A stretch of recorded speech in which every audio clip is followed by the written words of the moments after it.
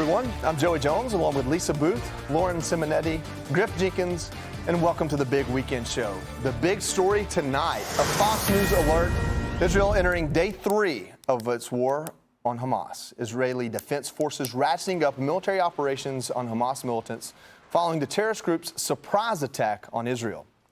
The nation calling yesterday's events its very own 9/11. At least 700 Israelis are dead and countless more injured. And the United States National Security Council confirming moments ago that several U.S. citizens are among the dead. Hamas also taking hostages, some of whom attended a music festival in Gaza. Here now is Fox News correspondent Trey Yingst. He's live on the ground in southern Israel. Trey, give us an update. Joey, good evening. Tonight, as we speak, Hamas militants are still in the southern part of Israel, engaging soldiers in gun battles. This has been a difficult 48 hours for the country because they are facing attacks from Palestinian factions, including Hamas and Islamic Jihad, not just from the ground, but also from the air. Thousands of rockets fired into central and southern Israel. And tonight we are learning that Iran helped Hamas to coordinate this attack.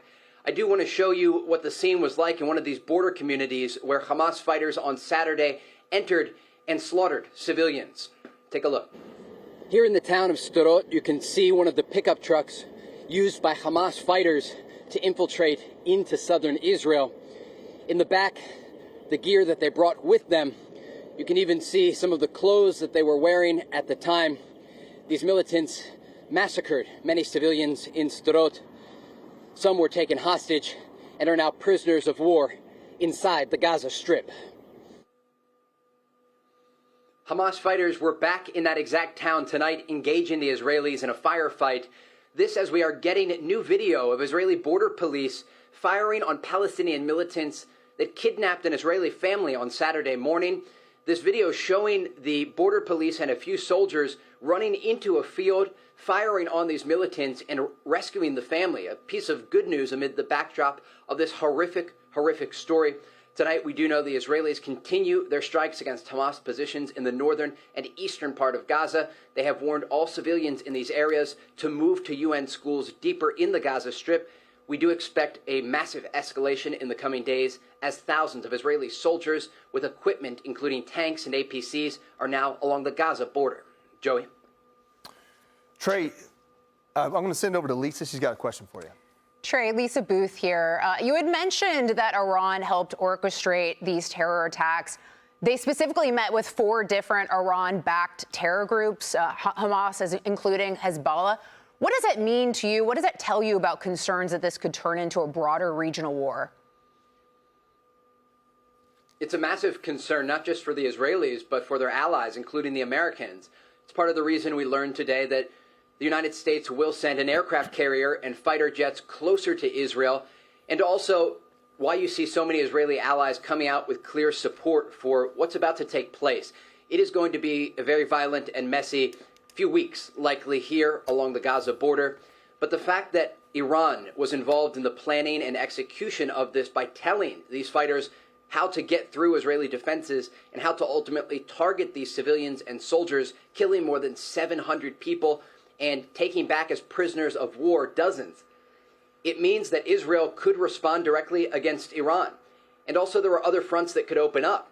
Hezbollah, the Lebanese militant group backed by Iran, is really the major concern because they don't just have homemade rockets like the Gazans do. They have precision-guided missiles that have been smuggled into Beirut and then taken to the border. There are thousands of rocket and missile launching sites in southern Lebanon, and they are all pointed at Israel. Lisa? Trey, Lauren Simonetti here. The surprise factor of this, that it really took both Israeli and U.S. Intelligence by surprise. Any more on that? I know it's early and there's going to be investigations into how everybody missed that. But in Israel, what is the feeling of the fact that the government missed this? This was clearly a massive intelligence failure. We have reported inside Gaza, along the Gaza border, in southern Israel for years. And Israel, for a very long time, touted this wall as one of the most advanced in the world. We went with soldiers as they showed us the sensors that they had dug underground to ensure they would know if any tunnels were being dug along the border. They also prepared surveillance balloons and drones overhead to watch for the possibility of infiltration. But Hamas says they broke through the border at 15 different locations, and they are claiming tonight, we can't independently confirm this number, that they sent in 1,000 fighters. So an attack on this scale is just truly unprecedented. But then we can talk about the brutality of the attack. This was not just a shooting attack against soldiers, as we've seen often in the West Bank when we've embedded with Israeli forces as they conduct their operations there. This was a massacre. This was slaughtering women and children, killing innocent people who slept in their homes. The videos that we've seen online look like they came out of the Islamic State. They look like they were published by ISIS. And it will change the perception of the Gazans and the Palestinian people for a very, very long time. Not everyone inside Gaza supports Hamas, but there is an ideology among the militants and the people who support these efforts and the slaughter of Israeli civilians. And that is what Israel is up against. And it will be a very, very difficult battle in the coming days and weeks, because when they go in on the ground, as is expected, they will not be able to just send tanks and APCs and ground troops in. Hey, Trey, it's Griff. I want to go back to what you were saying about Sderot having engagements with Hamas militants and IDF forces right now. Sderot is one of the larger towns near Gaza, and the immediate triage task for the IDF was to get those areas that were seized and where they were trying to hold it. And as you mentioned there, 1,000 fighters going through 15 breach points on the fence. What are we looking at? Do we have an idea of what the IDF perceives as how many fighters are still resisting? We know there are fighters at a number of different communities along the border. Quite frankly, it's shocking that they are still fighting in Sderot. When we were inside the town today, there were dozens of police officers on corners and soldiers that had jeeps. There were basically a population that had largely left the town, and the military had entered. And so the fact that they're still fighting there is certainly surprising. Griff. All right, Joey, stay safe, Trey, stay safe there. Great reporting there. We'll check in with you as it warrants. Joey? Yeah, Trey is fearless in his reporting. We know that. We just want him to stay safe. I want to give you guys a deeper look at what's happened so far. So as we look at our touchscreen here, as you see at the top, it says Hamas attacks Israel. So this is how this began. And what I really want to point out to you guys is if you look at these hollow circles, you look at our legend here, it says rocket sirens. So coming from the Gaza Strip, which is a small portion in red here, you look at rockets being fired all the way to Tel Aviv and Jerusalem. These aren't makeshift rockets. We had experts on the channel earlier today talking about how most of the time these rockets are kind of refitted. They're not necessarily advanced technology. In this specific attack, these are potentially guided missiles of some sort, guided artillery, and they're making it all the way into the capital, Tel Aviv. But if you look here at the red dots, these are cities that were infiltrated by ground troops, making it several miles into Israel. We'll go ahead and show you another screen here that kind of zooms in a little bit more, and this shows you the ground attacks. I'm going to back up here. And the reason why I want to point this out, this shows you the bases that I believe were overrun or at least attacked well into Israeli territory. We talked about Sadat. And some of these other places, we had basically IDF spokesperson talk about how these are places where the hostage situation was going on. But real quick, I want to point this out. Down in this area here, I'm going to try to get this right, the Negev Desert is where the music festival is happening.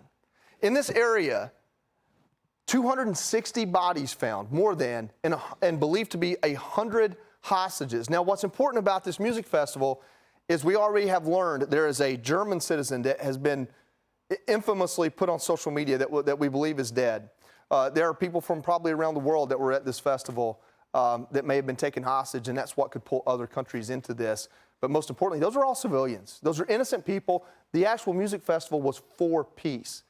And last thing I want to point out, we'll go to the next slide real quick. Actually, here we go. Is this Ben Gurion International Airport? This is believed to, near Tel Aviv, this is believed to be their target right now. Trey was just tweeting about this a few minutes ago. I think what I want to point out here is Hamas isn't done attacking. And so this war is waging.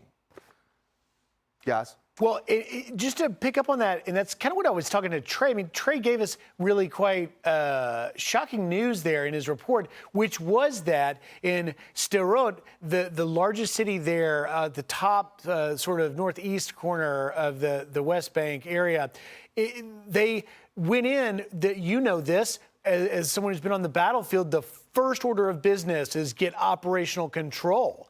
And the IDF obviously was caught off guard, but we're about to go, we're 4 a.m. there. We're about to go 48 hours on, and clearly the most skilled, technologically advanced military in that neighborhood, if you will, in the Middle East, unable to get these militants under control, which, as Trey was reporting, breached the fence there along the east side of the Gaza Strip, some 15 places, and some 1,000 fighters. It's really quite stunning that IDF doesn't have that under control. Well, just talk about the landmass here. You see how small the Gaza Strip is compared to the West Bank. The West Bank is where there are a lot of settlements. That's where a lot of the politics are. But you also have Lebanon up here. So if most of the attacks that we've talked about so far are here in the Gaza Strip, Gaza City being the home of Hamas, we have all of this in the West Bank and what's happening in Lebanon, and that's kind of the concern right now is what is about to start up. Are they going to attack the settlements in the West Bank where Israeli citizens are? Is there going to be an attack from Lebanon? The concern here is, do you get squeezed from all sides, thanks to, in part, maybe efforts by Iran, Lebanon, Hezbollah? The idea that, these Hamas militants from Gaza came in, made a mess, and went back, that's not what we're seeing, and that's the concern. Yeah.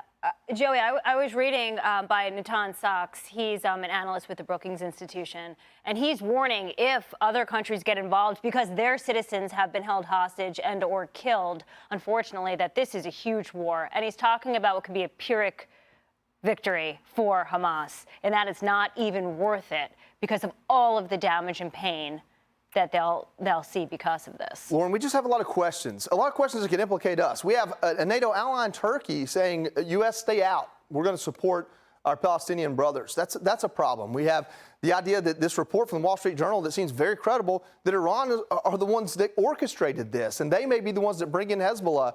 We don't want to stoke fears here, but we want American people to understand this could be larger than just Israel, and that's the concern. Joey, real quick, speaking of Gaza, we know that Hamas has taken hostages. They told us that they put them in tunnels and secure locations. How does that complicate Israel's response?